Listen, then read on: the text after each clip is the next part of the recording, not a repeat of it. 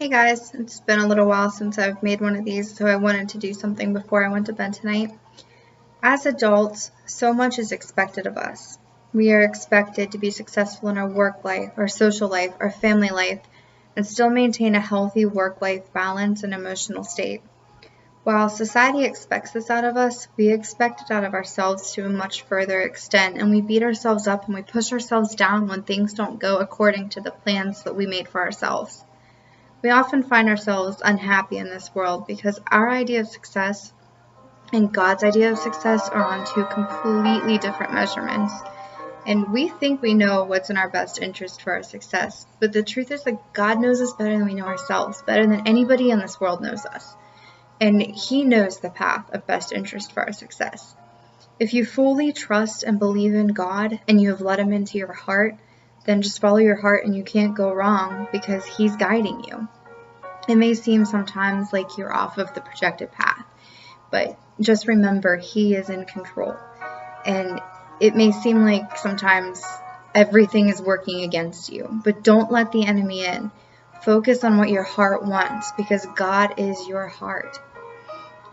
It's often easy to confuse yourself about what your heart wants and what your mind wants, but your heart's going to crave good, it's going to crave love, and your mind is going to crave selfish acts and lust. Believe in Him and you will believe in yourself. I asked my husband the other day, how do we know the difference between what we want and what God wants for us? And how do we know if it's the same thing? And he said, I think sometimes people overthink things and they read too much into it when they try to figure that stuff out. I told him that I didn't think that, but just this morning I was reflecting on that conversation and I thought to myself, he's right. He knows when God is telling him something. He doesn't question it. He's obedient. Even when it's hard and he doesn't want to do it, he does it anyway. So in Matthew chapter 14, Jesus asked his disciples to join him on the sea. He was walking on the water. The waters were rough, but he walked on them with no fear. While most of the men stayed in the boat, Peter took a leap of faith and stepped out onto the water. He walked on the water towards Jesus. He did the impossible. Because he trusted Jesus, he was able to do the impossible. The moment he doubted Jesus and God's power, he began to sink. So Jesus grabbed him out of the water and said, "You of little faith, why did you doubt?" You of little faith, why did you doubt?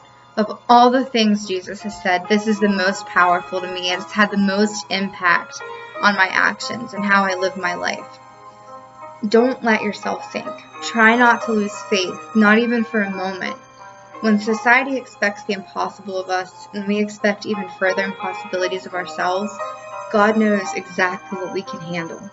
He's going to be right there beside us each time to save us when we start to sink. A sign on my best friend's dining room wall says, God doesn't give us what we can't handle. He helps us handle what we are given.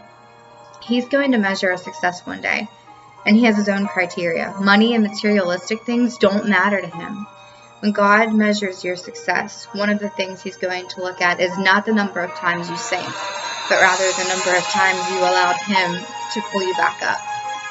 Follow the path He has stored in your heart. Believe Him and believe in yourself.